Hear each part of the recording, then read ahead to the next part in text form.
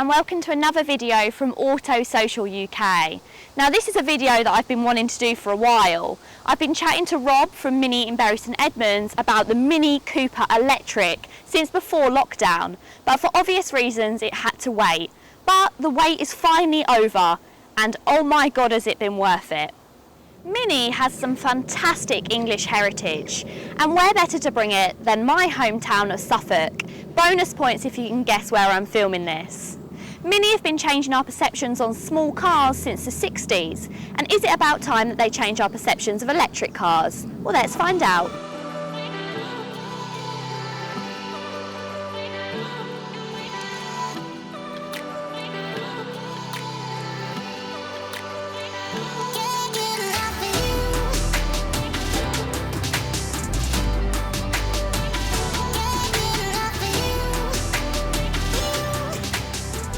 If you're not sure on EV cars, then Mini have tried to keep their electric car as normal looking as possible. Obviously that's difficult for me to say when I'm driving the one that's been spec'd up to look like an electric car's, with its yellow wing mirrors, its yellow accents at the front and these plug style wheels. But what you can actually do is you can completely spec this car to look like a standard Mini Cooper S. And for people that want to fly under the radar, that's great news. In shape and size, it is no different to the standard non-electric 3-door Minis. Plus it has the Cooper S styling and badges. One thing to note with the electric Mini, unlike its diesel and petrol counterparts, is you could get quite confused with all the different packs that you can have in the standard Minis. Whereas with the electric, they just come in 3 different options: level 1, level 2 and level 3. Sat-nav is standard on every car, although Apple CarPlay and Android Auto is also fitted, plus climate control and cruise control. Level 2 ups the price by £2 and adds a parking camera and part leatherette heated seats, while our Level 3 car costs a further £4, but adds a Harman Kardon stereo, panoramic sunroof and a larger central screen and full leather. Now these funky alloy wheels that are designed to look like a 3-pronged charger were actually originally going to be called Corona spoke, but for some reason they changed to power spoke. No idea why. Inside the Mini Electric you are greeted with a smart array of switches, screens and gear. There are flashes of yellow to remind you that this is the electric version. A digital dashboard is actually first for Mini, and they are going to start rolling this out across the rest of the range, and it looks fantastic in this oval shape. Of course, because this is the level 3 higher spec, you do also get a heads-up display. One thing to note about the heads-up display: when I first jumped in this car, I couldn't actually see it. I had to be sat completely bolt upright to be able to see what it was saying to me, and I was really worried that this couldn't be changed. But a quick call to Mini and it's very easily sorted. Heads up display.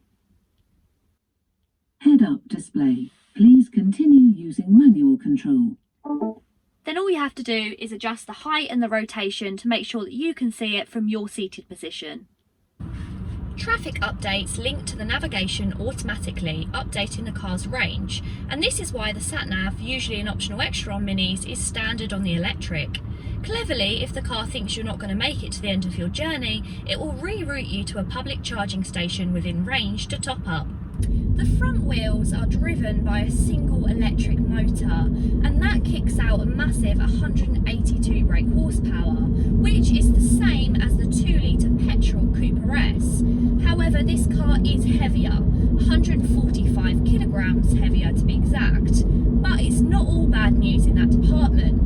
Mini have very evenly spread the extra weight down lower into the centre of the car, meaning the centre of gravity is actually 30mm lower than before, even though the whole car is actually 18mm higher. And what that means is the Mini, that was already famous for its fantastic handling, is now even more fun throwing into corners. The electric Mini will do 0 to 60 in 7.3 seconds, which isn't quite Cooper S standards, but it'll actually go from 0 to 30 in just 3.9 seconds.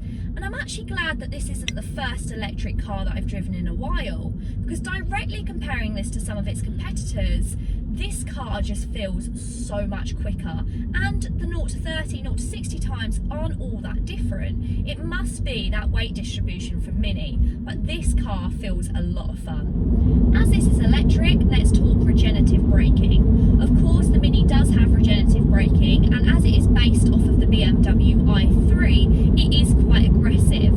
That is the standard feature, but if you wanted to turn it off, there's a switch that makes it far more subtle.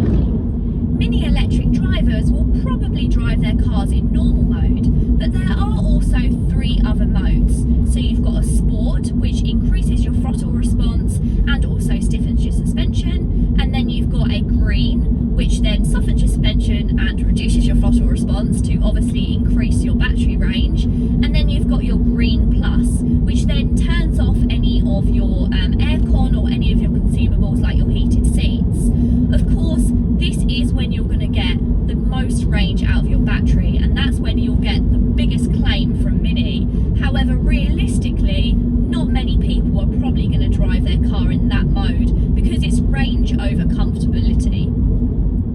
Mini have been bold enough to offer just 124 miles of range. Now that's quite low compared to other competitors, and of course achieving that would mean that you need to drive it a certain way. I've actually driven this car a couple of different ways. So I've sat it in Green Plus and I've hardly seen the miles go down at all. And then I've put it in Sport to have a bit of fun, and I've watched it drop quite rapidly. But in my personal opinion, the fun that can be had in this car is worth popping it in for another few hours. So let's chat about probably what is the most important part of this all, and that's the charging. Now, unlike some of the rivals I've driven recently, Mini actually give you a fast charger and a 3-prong charger included. Now, if you're going to charge it from a faster kilowatt station, then it's going to take you around 39 minutes to get from 0 to 80% charge. If you're charging at home with a 3-prong charger, like most of us will be, that will take around 12 hours to get the same amount of charge. Now, if you're new to EV, you might think 12 hours seems quite a long time, but actually that is quite competitive in the electric world, and that's because of Mini's battery being slightly smaller than some of its competitors. The battery warranty gets 8 years or 100,000 miles.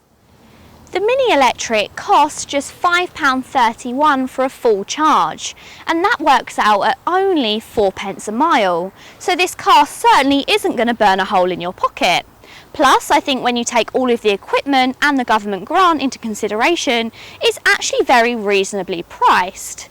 The one thing that's always looming over your head is that range anxiety. It won't go quite as far as some of its competitors. But one thing its competitors can't offer you is the pound for pound fun that you get with the Mini. Its styles, its looks, its drive, it really does have the full package, and I think I'm converted.